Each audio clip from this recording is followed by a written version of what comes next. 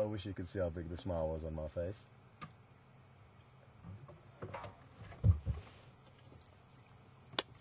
VM, you legend. We are going to take another road. And VM said, Scott, I think we need to go back and drive the Ingwe track. And I cannot believe my eyes. I literally cannot believe my eyes.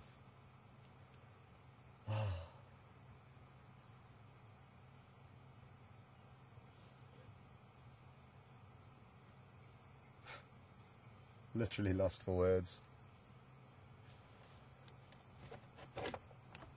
We are on that track that I told them I checked earlier that runs from Twin Dams to Philemon's Dip.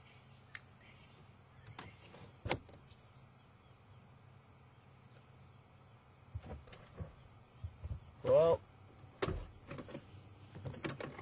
like I said, you can drive the same road up and down and things will change. And that's exactly what's happened this afternoon and happened on previous drives. And now we are going to enjoy a beautiful, beautiful sighting of this leopard up a tree.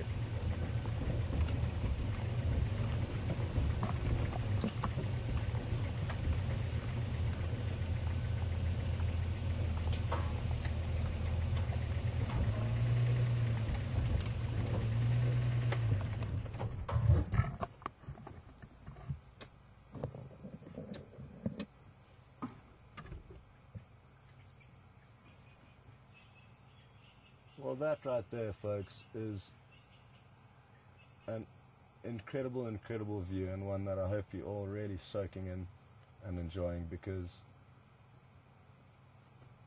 a leopard lying up in a marula tree presenting himself to us like this is the absolute jackpot.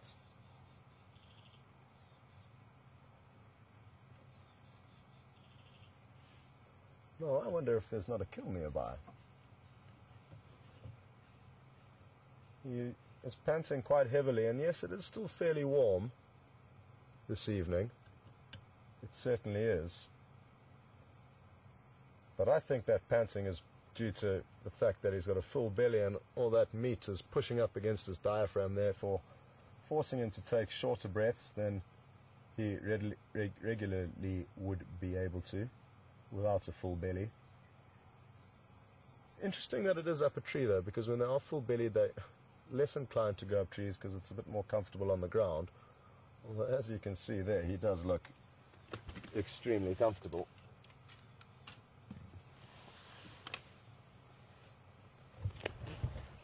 I'm just going to reposition us ever so slightly.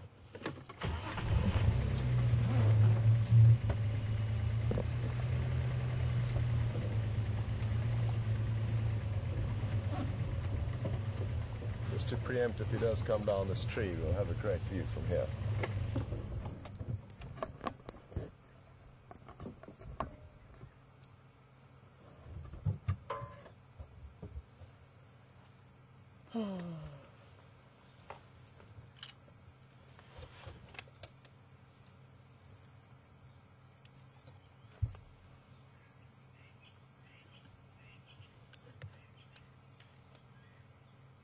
I wonder how close we did drive past him earlier, where he was lying down.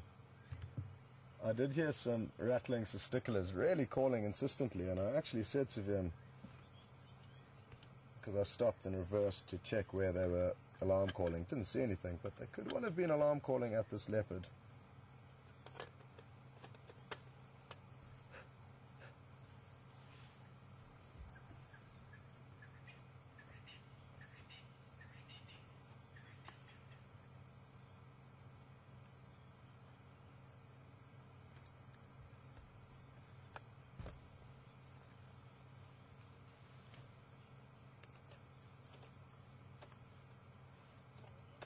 Well, Vim, when I told you that your plan was the best plan I'd heard all day, I wasn't joking, but I didn't realize it would end up with this. An actual leopard. No. I really thought we had exhausted all of our leopard luck that we've been having over the last few days, but obviously we've still got a little bit of credits in the leopard luck piggy bank, because like I say, we've just been having the most unbelievably good quality sightings of these animals, and that's what's important to remember. Seeing an animal is one thing, but seeing an animal in a kind of quintessential pose or position like this, or having two male lions walk down the road for several kilometers while we reverse and have them full frontal, those kinds of images and views of these animals are really special. So it's wonderful when we do get lucky.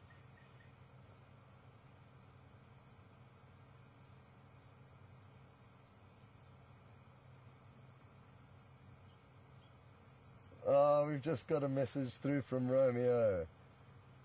Hello, Romeo. How you doing, buddy? I'm going to give you a little wave. Hello, Romeo.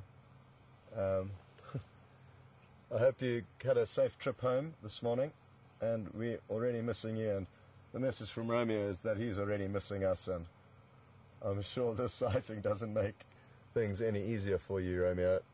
But I hope you've arrived in Joburg safely, and good luck with university, which begins tomorrow.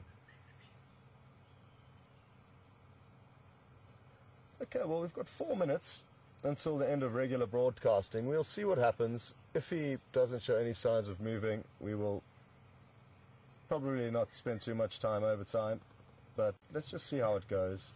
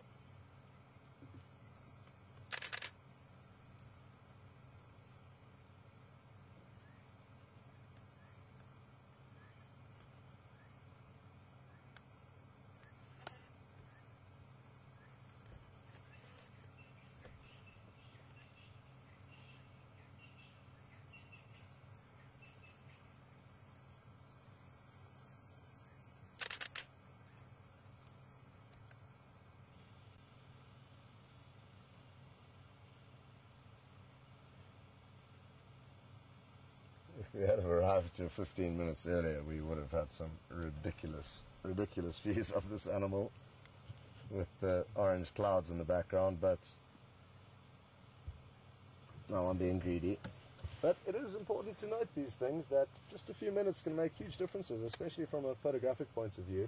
When you do see the perfect image taken by a wildlife photographer, there are just so many variables that all need to line up in order to get those astonishing images. That, sure, there are some really talented photographers out there these days, and it's really wonderful to see the images that some people are capturing and how their photography progresses. And I've been fortunate to see a lot of my friends flourish as really good photographers and are now leading privately guided photographic safaris all over Africa, and to see how their photography has flourished over the years and developed has been wonderful.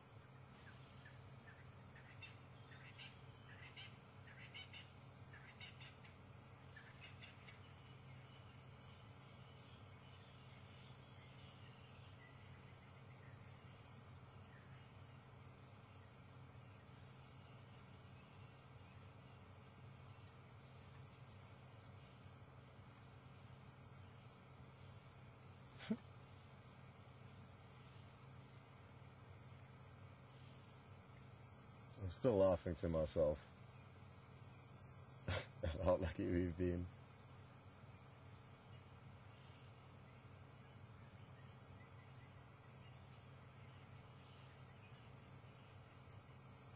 Did it take you a while to spot it once I pointed, or? Then after you started laughing, I started looking, and it took a while, but then I saw it there up in the tree. Okay.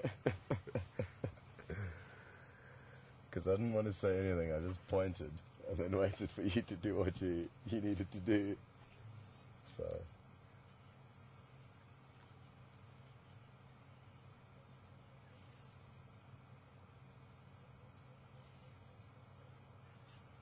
Okay, folks, well, we'll cut across back to Mark so you could say goodbye to you all, and we'll stay here and wait and see if this leopard does anything. So we'll see you shortly. Over to Mark.